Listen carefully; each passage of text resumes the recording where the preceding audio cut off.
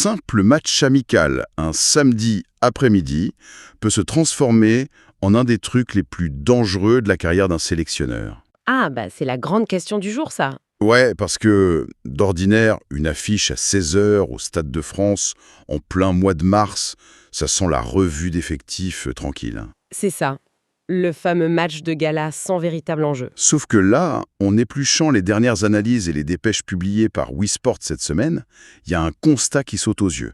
On est sur une véritable corde-raide tactique là. Oh que oui, on est très loin du match de gala. Bon, décortiquons tout ça.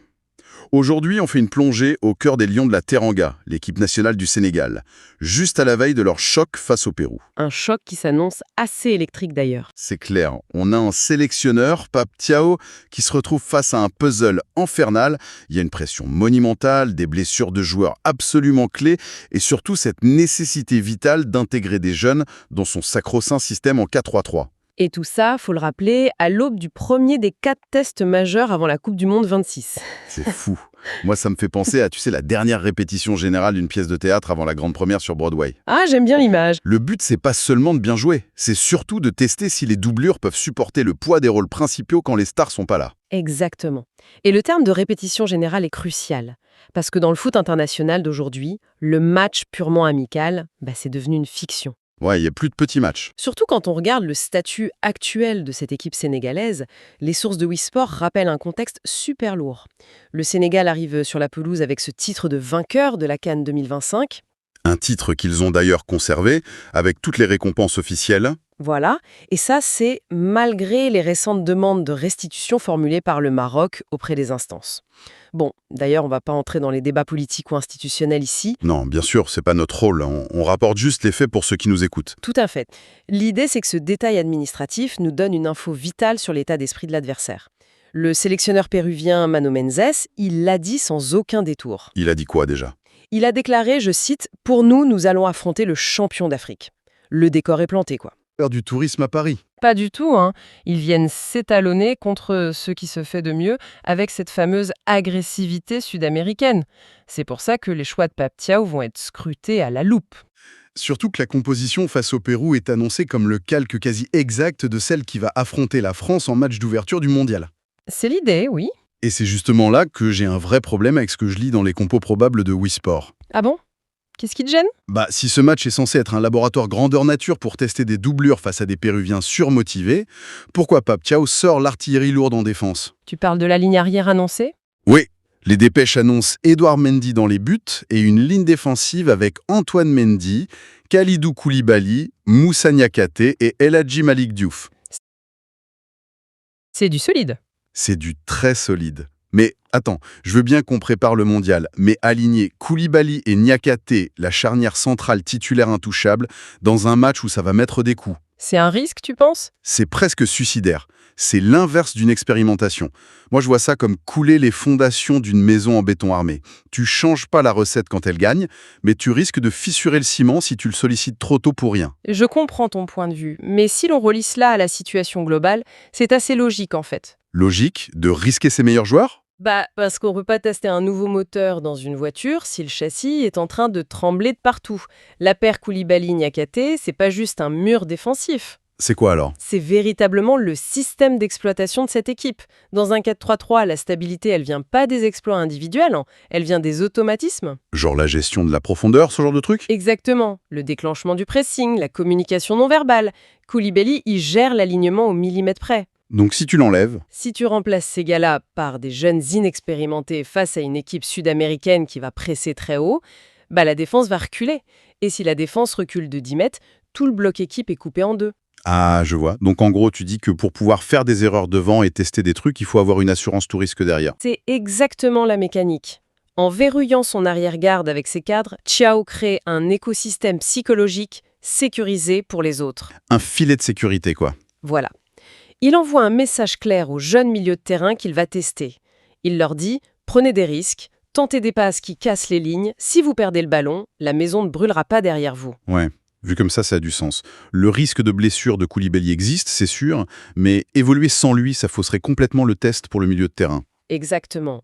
Ça détruirait l'objectif même de la rencontre. Bon, ce qui nous amène logiquement au milieu de terrain d'ailleurs, parce que si la défense est ce sanctuaire ultra sécurisé, le milieu, d'après les rapports, c'est là qu'on installe les nouvelles mises à jour. C'est le premier véritable laboratoire tactique, oui. Et la gestion de ce secteur, ça nous montre à quel point le foot international moderne est suspendu à un fil. L'info majeure de Wii Sports cette semaine, c'est le remplacement de Lamine Camara par Habib Diarra au coup d'envoi. Un changement super intéressant, tactiquement parlant. Mais le truc fou, c'est la raison. Camara a juste pris un coup en club avec l'AS Monaco. Les articles précisent bien qu'il s'entraîne normalement, il n'est pas à l'infirmerie. Oui, il est opérationnel sur le papier. Mais le staff préfère le ménager complètement. C'est l'effet papillon en plein vol. Un tacle un peu appuyé un dimanche soir en championnat de France, ça modifie toute l'architecture d'un match international le samedi au Stade de France. Et ça offre un ticket en or massif à Habib Diarra pour prouver sa valeur. Alors, qu'est-ce que tout ça signifie sur le terrain? Ce qui est fascinant ici, c'est la façon dont Pape Thiaw orchestre tout ça. On pourrait croire que c'est du poste pour poste, mais ça change toute la géométrie. Parce qu'ils n'ont pas le même profil. Pas du tout. Lamine Camara, c'est le métronome, celui qui dicte le tempo. Habib Diarra, lui, il a cette capacité de percussion, de projection vers l'avant. Donc ça va forcer les autres à s'adapter. Voilà. Ça va obliger Idrissa Gana Gueye et Pape Gueye à ajuster leur propre déplacement pour compenser. Thiaw fait d'une pierre deux coups. Il protège son joyau monégasque des exigences physiques délirantes du calendrier de club. Tout en responsabilisant un autre jeune. Exactement. Il oblige Diarra à s'élever au niveau d'exigence de vétérans comme Gana Gueye. Ça crée une profondeur de banc inestimable pour 2026. D'ailleurs, ce mélange des générations, c'est un point soulevé dans nos sources par une voix extérieure assez inattendue. Ah oui, le président de la Fédé ivoirienne. Ouais, Idriss Diallo. Il analysait récemment le succès du Sénégal à la CAN et il soulignait, je cite, « la bonne alchimie entre les joueurs d'expérience et les jeunes ». Une citation très juste. Mais bon, l'alchimie, ça se décrète pas dans un vestiaire avec de belles paroles, ça se forge sur le terrain dans la difficulté, non? Oui, et c'est pour ça que ce match contre le Pérou est le creuset parfait pour cette alchimie. Sur le terrain, ça veut dire qu'un jeune comme Diarra doit savoir d'instinct quand Gana Gueye va couvrir sa montée. Ça demande des kilomètres de course ensemble, ça. Et des erreurs partagées, des ajustements en temps réel. Le milieu de terrain face au Pérou, c'est un transfert de compétences en direct. Un téléchargement d'expérience. C'est ça. Thiaw utilise le temps de jeu d'un match de très haute intensité pour télécharger l'expérience tactique des anciens directement dans le cerveau des plus jeunes. D'accord, donc on a une défense sanctuaire, à milieu en mode transfert de compétences, mais alors l'attaque. Ah, l'attaque. C'est là que ça devient vraiment intéressant. C'est le crash system complet là. C'est la panique à bord si on en croit le bilan médical de Wii Sport. Une refonte totale et forcée, oui. Les grandes absences, c'est un carnage. Sadio Mané est resté à Al Nasser pour une légère blessure. Iliman Ndiaye est forfait pour le Pérou et la Gambie à cause de son pied gauche. Et Bouba a aussi déclaré forfait. Résultat des courses, on a des nouvelles ailes totalement inédites. Ismail Assar à droite et le jeune Ibrahim Mbaye catapulté sur le flanc gauche. Un sacré baptême du feu pour Mbaye. Mais surtout, le point focal de tout ce remue-ménage, c'est Nicolas Jackson en pointe. Et là, c'est une situation d'une complexité folle. Jackson est sous une pression énorme. Bah oui, revenait super bien avec le Bayern Munich, et paf, carton rouge contre le Bayer Leverkusen, il arrive en sélection avec cette frustration, et soudain, le voilà propulsé, option numéro 1, sans le filet de sécurité de Sadio Mané.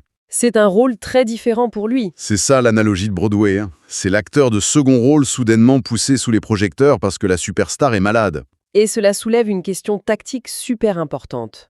Quand Sadio Mané est sur le terrain, il exerce ce qu'on appelle une gravité. Une gravité, tu veux dire qu'il attire les défenseurs? Exactement.